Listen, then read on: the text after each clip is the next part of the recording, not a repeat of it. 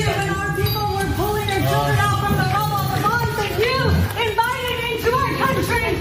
How can you say marriage to an enemy, not a man, and then invite them to come bomb our people, our children? Shame on you! Shame on you! As you just saw from that video, an Iranian American confronted exiled Iranian and self-described crown prince Reza Pahlavi for egging on the war against Iran, which has already killed thousands of Iranians and has essentially done nothing to liberate the people of Iran, something that Pahlavi purports to want to do when in reality he wants to serve as the monarch of Iran, even though he hasn't been in the country since 1979. When he and his father were exiled from the country. Now, Pahlavi was actually at the Politico Security Summit, where all the warmongers and defense contractors get together in an effort to maintain our current war-obsessed culture here in the United States. And before we move on any further with some of the other videos and statements from Reza Pahlavi, let me just note that Politico essentially drew a line in the sand when it came to their reporters and to their staff. Essentially, they argued this publication is pro-Israel, period.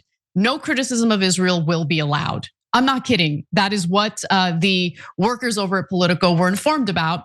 And so you can imagine the people behind the security summit absolutely love the fact that we have entered a ridiculous, nonsensical war against Iran, which is totally wrecking the global economy, but more importantly, is killing innocent people. And we still don't know what the next steps are because we are led by a buffoon.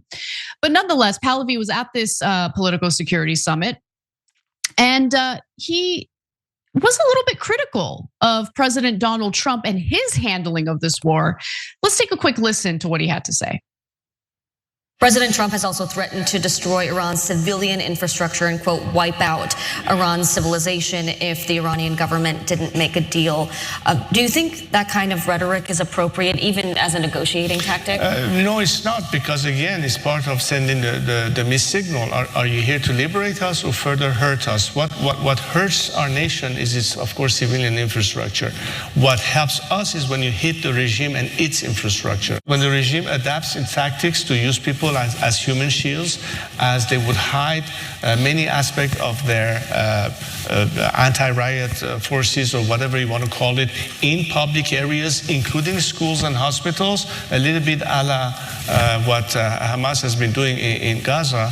Sometimes it's very, very difficult to have precision targeting without having every now and then these instances. It's very sad, but it's war, it's conflict. The sooner we put an end to this regime, the sooner we can in fact preserve more innocent lives from being destroyed in my country. Is he seriously trying to recycle the IRGC is using Iranians as human shields argument, which is totally unfounded? And I'm gonna dive into that in just a second, but let me just begin with the beginning of what you heard there from Pahlavi, because he said, or he questioned Trump's motives here. Are you here to liberate us?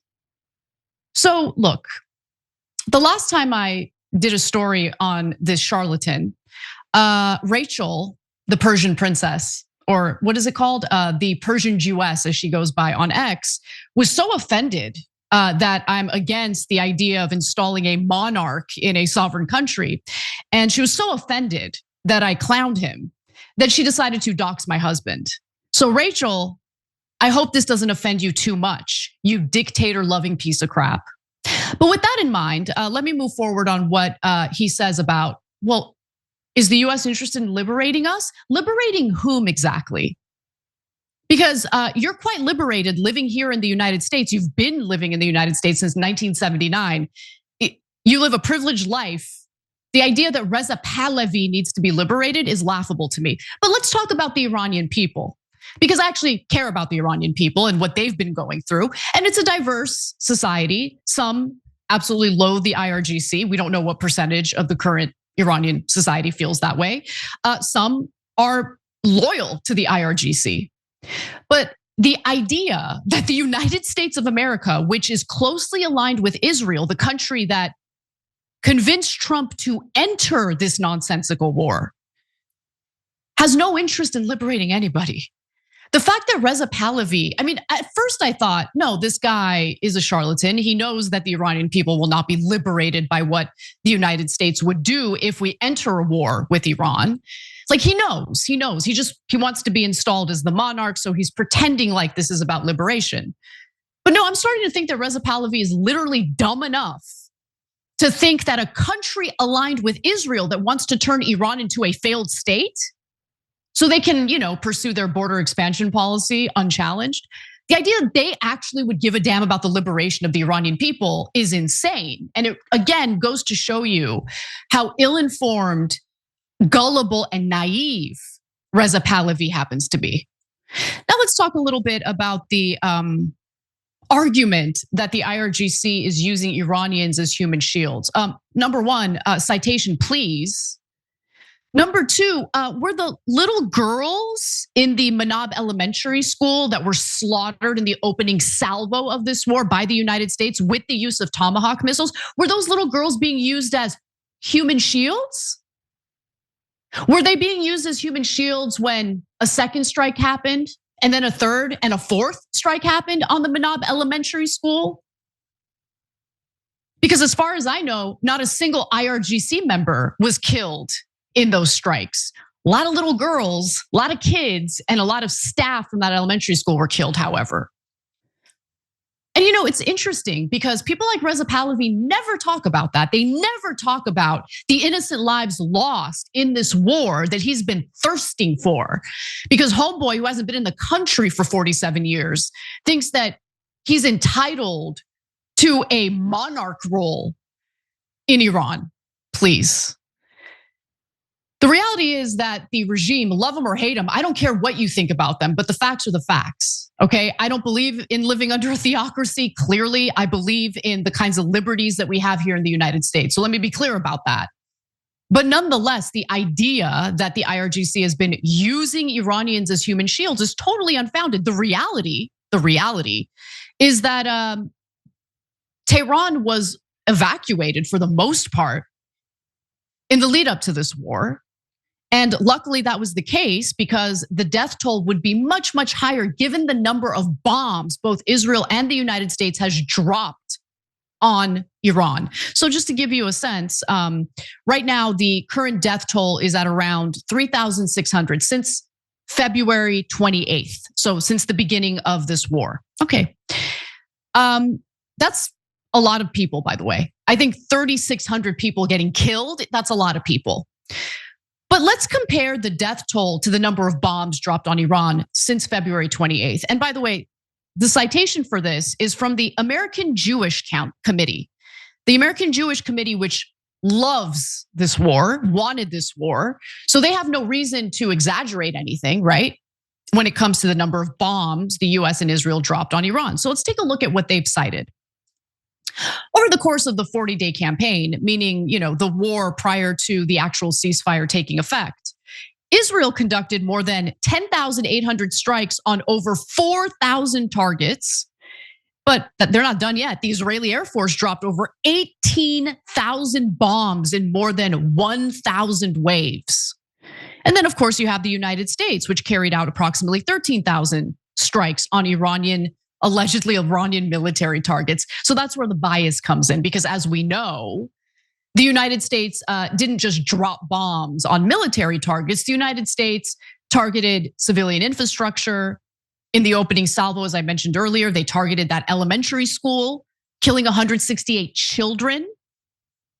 Dozens more staff members and employees at that school were also slaughtered as a result of those strikes. So apparently Trump is calling for unity after another violent incident. But the way this gets covered depends on who's trying to spin it and who's willing to call it out. On the right, the framing turns Trump into some kind of heroic victim, a uniquely important figure being targeted because he's just that powerful.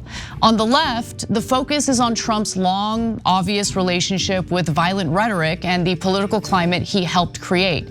Same event, completely different narrative. And that is exactly why I recommend Ground News. It's a website and app that pulls together reporting from across the political spectrum so you can compare headlines side by side, see the bias distribution of the coverage, check the factuality ratings of the sources, and even see who owns the outlets behind the reporting. Because once you start looking at coverage that way, it becomes a lot easier to see when the media isn't informing you, it's managing your perception. Ground News also has a blind spot feed, which highlights stories that one side of the political spectrum is barely covering at all, so you're not trapped inside the version of events your media bubble wants you to accept. If you're tired of being fed somebody else's narrative, I genuinely recommend Ground News.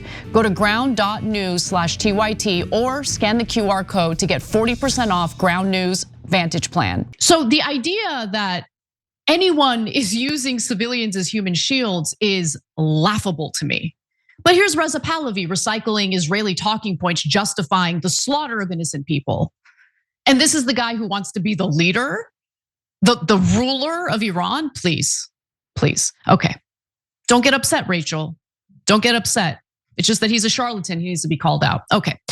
So he says that the United States and Israel should continue airstrikes, by the way, and other attacks on Iranian targets until Iranian citizens, in his mind, feel empowered to take to the streets and protest and topple the IRGC. Okay. The guy is totally delusional. You know what happened in Iranian society following our attacks against Iran? People rallied in support of the IRGC. It unified the country because even the harshest critics of the IRGC understand that this war isn't simply about the IRGC, it's about the future of Iran. It's about the survival of Iran. They understand that. And so as much as they might loathe the current leadership and the system of government in Iran, they understand that these foreign actors coming in and bombing the crap out of their country, the president of the United States threatening to bomb Iran until their civilization is dead, that makes you realize real quick, well, there's option A, which is protect your country and do what you can to change the political system without foreign interference, or you go with the foreign interference, which clearly doesn't care about the lives or the liberation of the Iranian people. Rachel's living in New York City. Homegirl's a doctor. Her husband's a doctor. You're good, girl. You're good. You're good. So what do you get out of cheering for the bombing of your homeland as you're living your cushy ass lifestyle in New York City? Can you explain that to me, Rachel? By agreeing to a ceasefire and talks with the leadership in Tehran, Trump was sending mixed signals that could ultimately entrench the regime, Pahlavi said during this Politico event. Quote, now that you have a wounded beast, he's referring to the IRGC, this is not an opportunity that you should let go to finish the job and get it over with. I'd like to get you over with, okay? This scumbag, who, by the way, in previous interviews says that, even if I am installed as the monarch of Iran, I have a life here in the United States, so maybe I split my time. Does that sound like someone who has any interest in what's best for the Iranian people? Or does it sound like a guy who's only interested in himself and what could benefit his ambitions in political leadership? He also made some questionable statements about DNA, saying that should diplomacy be given a chance? Of course it should, he said dismissively. But then again, we know by now that in its DNA, the regime is incapable of coming to terms with coexistence with a free democratic society. It has a mission to export an ideology. There's no evidence of that, number one. Mission to export its ideology. Aside from the proxy groups that are, in the case of Lebanon, protecting or attempting to protect Lebanon from Israel annexing Lebanese land. I don't know what he's talking about there. But here's one thing that I do know without a shadow of a doubt. Iran has all sorts of ethnic minorities and religious groups within it that the American people have been lied about. You would think that every single person living in Iran is a hardcore Muslim extremist, but that's not the case at all. Armenian Christians are a protected minority in Iran. There is a large Jewish population in Iran, and their synagogue was bombed by the Israelis, and they took ownership of that. They admitted that they bombed a synagogue in Iran on purpose. Does that sound like liberation to you? Because if you actually lived in a theocratic society that was so extreme that they wouldn't allow any other beliefs to take hold, the Armenian Christians would be targeted, they'd be in prison, they'd be persecuted. But that's not happening, is it? This guy's a charlatan. Rachel, the Persian Jewess on X, is a charlatan. Yeah, you heard me, bitch. So the idea that we ever got involved in this war for the good of the Iranian people was always a lie. And it brings me quite a bit of shame to know that we have been front and center in causing pain and suffering to so many different countries in that region on behalf of Israel. And by the way, it's not just us that's paying the price, economically speaking. The entire globe is paying the price, economically speaking. And the entire globe knows that behind this war, the cheerleaders who goaded the United States into this war is Israel. So all that hostility directed toward Israel, again, has nothing to do with the religious or ethnic makeup of that country, but it has everything to do with the fact that Israel has engaged in behavior and activities and wars that everyone is suffering from, that everyone is suffering the consequences of.